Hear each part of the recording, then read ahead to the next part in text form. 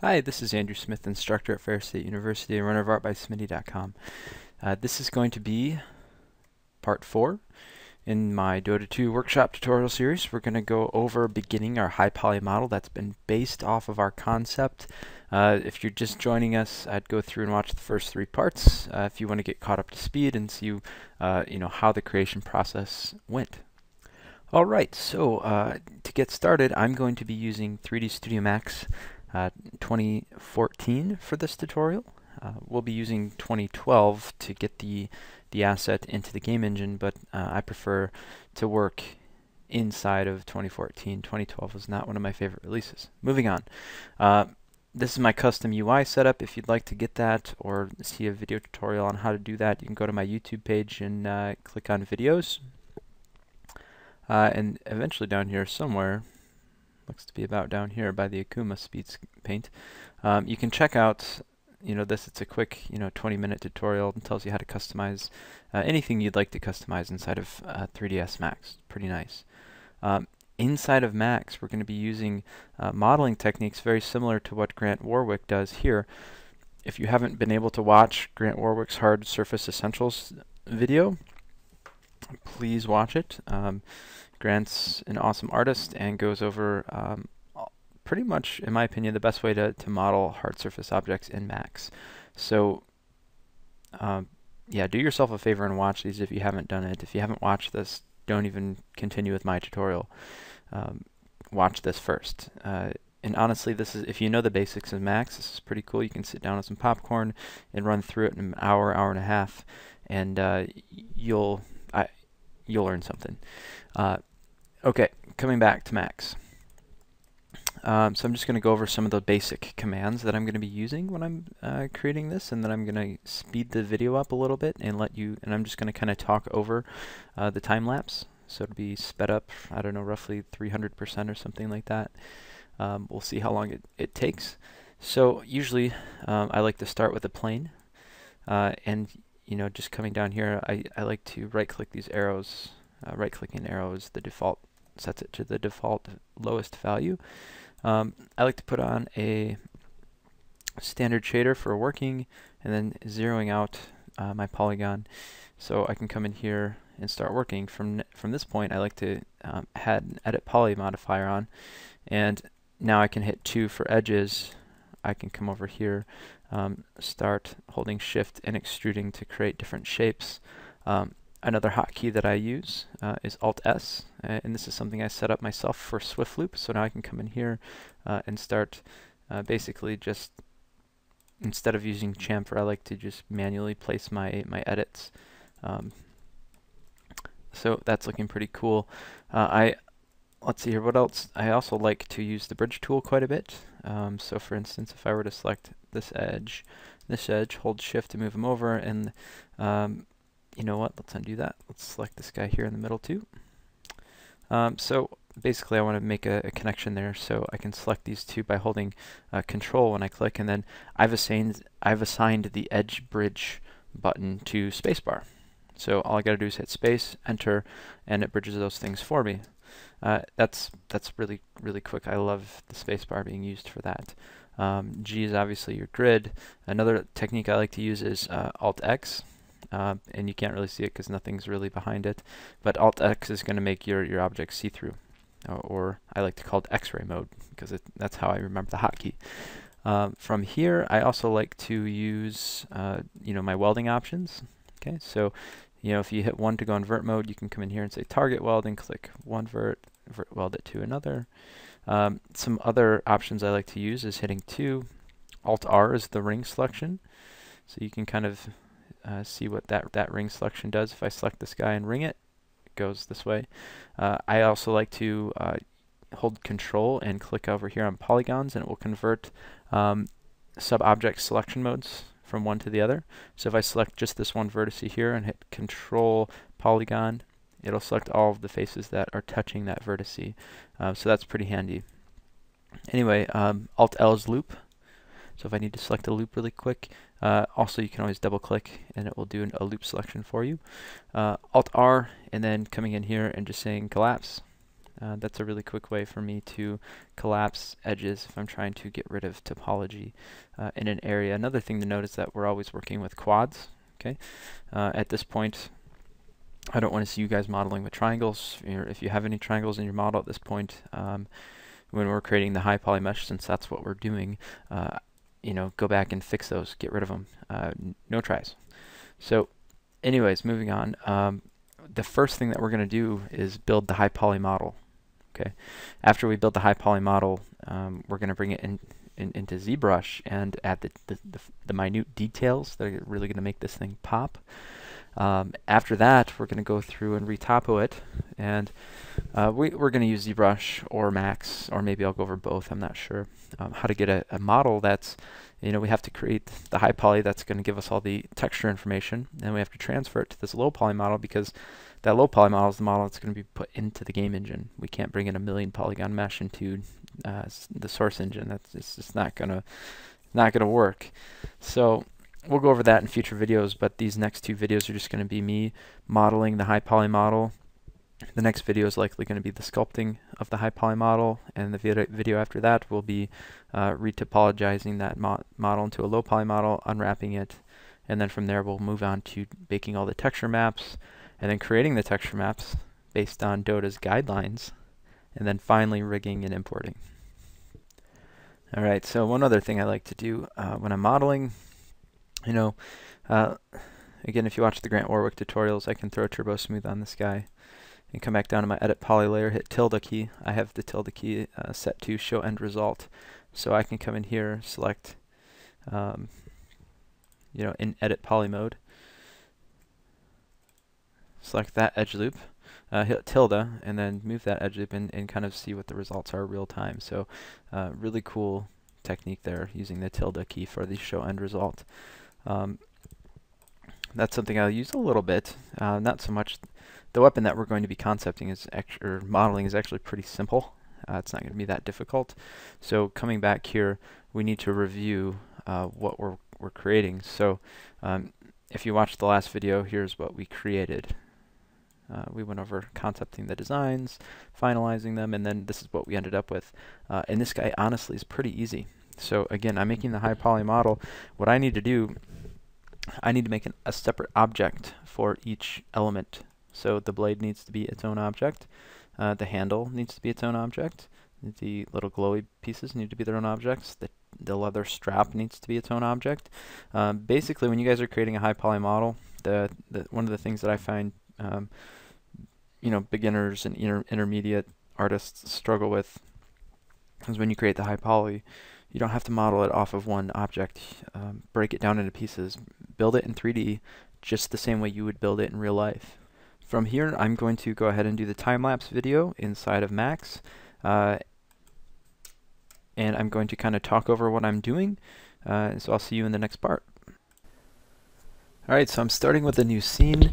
I create a plane in the Create tab, and I make it the same dimensions as my reference image, or in this case my concepted image. That way I don't have to unwrap it, I can just apply the image to it. Now in the material editor, I make sure that that image is 100% self-illuminated, so it's always essentially having the same properties that it did in Photoshop. From here, I start out with just a single polygon, and I'm just using the the different connections and rings, and then I'm going into X-ray mode and just kind of placing parts where they need to go. Again, I'm keeping it very low poly at the very beginning, not making too much work for myself. From here, I decide I need to establish the thickness of the blade before I start moving forward with it. And then I even bring in the blade that the character uses for reference, so I can make sure that I'm using the correct width. So when the character hangs onto this, it's going to fit his grasp accordingly.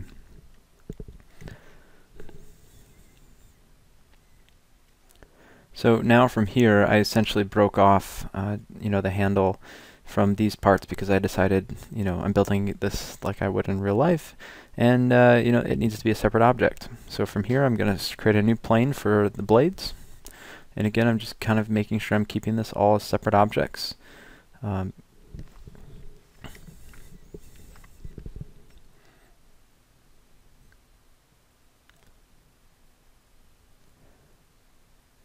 Again, it's nice to be able to go into top viewport. I'm making sure that I'm modeling off of, all these objects are sharing the same, 0, 0, 0 coordinate system.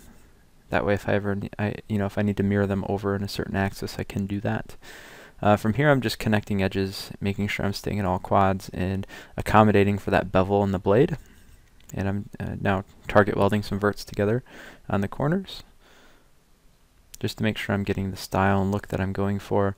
Then I need to collapse the actual blade to make it sharp.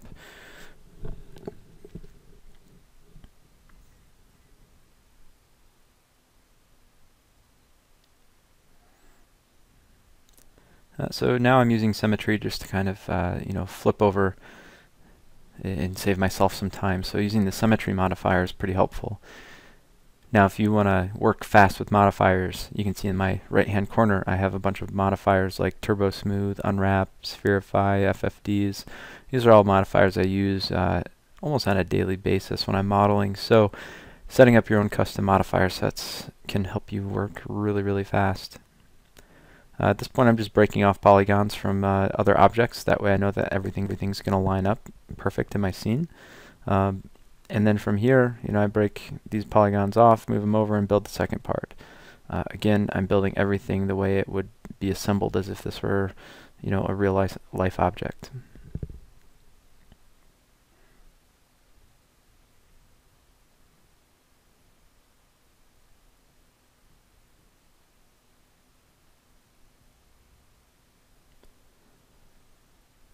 Adding a slight taper to those inner parts, because that's kind of the way I felt that would go in my mind. Closing up some of the gaps so when I bake this there's no errors.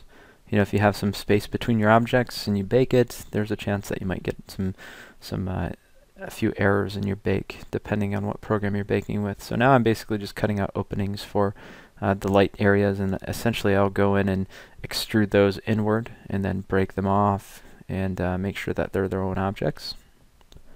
Again, I just like to make sure that I'm building everything the same way it would be as if it were in real life, at least for the high poly model.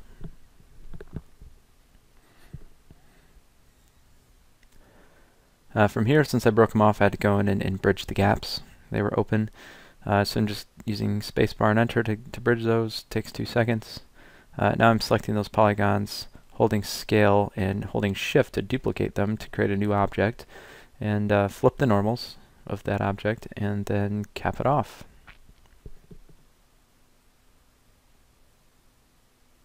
I also thin them out a little bit so there's a little bit of gap.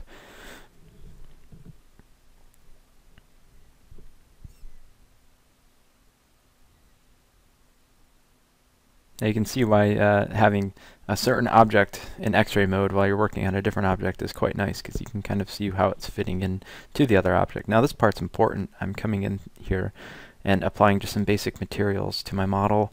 Eventually what I want to do is I want to be able to look at this model without wireframe and see if the silhouette is still strong. So you see me kind of checking this once in a while, zooming out with the colors, making sure that it's speaking to me the way that it did in the concept. From here I'm actually adding a manual. I don't chamfer a whole lot, but when I do, it's because my blade design was chamfered.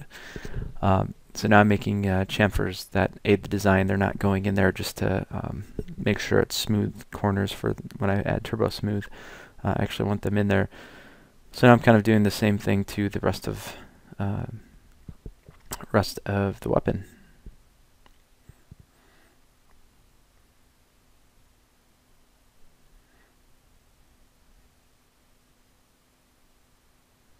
Right now I'm playing with smoothing groups, so I'm just manually selecting all my smoothing groups. Basically what I want to do is I want to get a nice preview of what this is going to look like when I start subdividing it. So I'm going in here and just adjusting the smoothing groups of everything.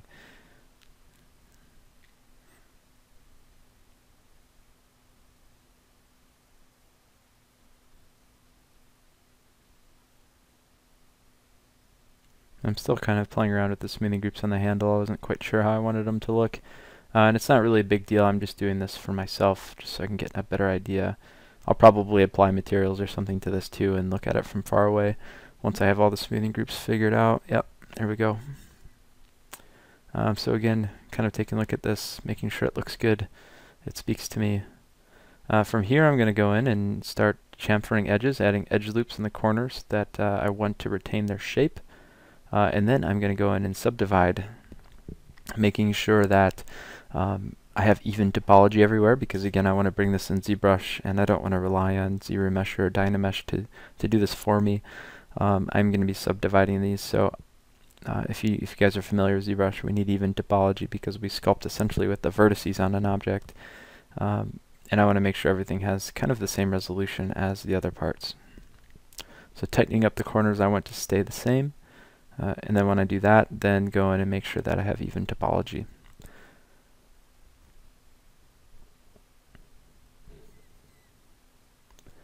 Here I'm using connect, but it probably would have been smarter to do my Swift loop command. That's okay.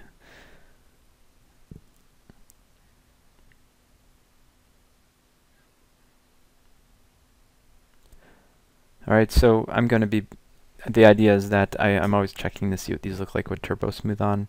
I don't use the Turbo Smooth because I'm going to be subdividing this in ZBrush, but I just want to make sure it's going to divide nicely and I'm not getting all kinds of crazy errors. Adding some thickness to the blade just to make sure the design is going to look interesting from a 3/4 perspective view. From here I need to break some some polygons off for the handle. And since I duplicated the object, I can use Shift-A or Quick Align to just realign it with, back there. And I'm using the shell modifier here to give it topology on both sides.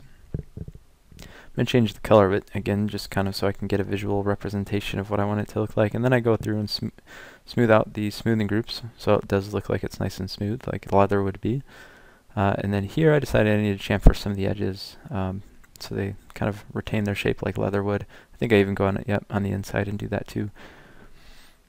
All the straps I'm actually going to take care of in ZBrush, so I didn't really care to model those through in Max.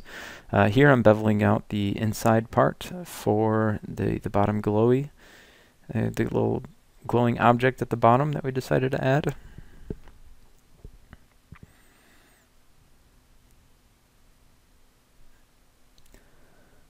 You guys can probably call me out. You probably see like 4 triangles down there. So anyways, I didn't think they were that big of a deal. They're down at the bottom, and they're not really intricate to the design, so I didn't. And honestly, when I smooth it out, they'll get rid of those triangles anyways, but I just didn't want to bother with it. But there we are. Model looks nice. So that's pretty much it. In the next part, I'm going to take that model into ZBrush and start doing some detail sculpting.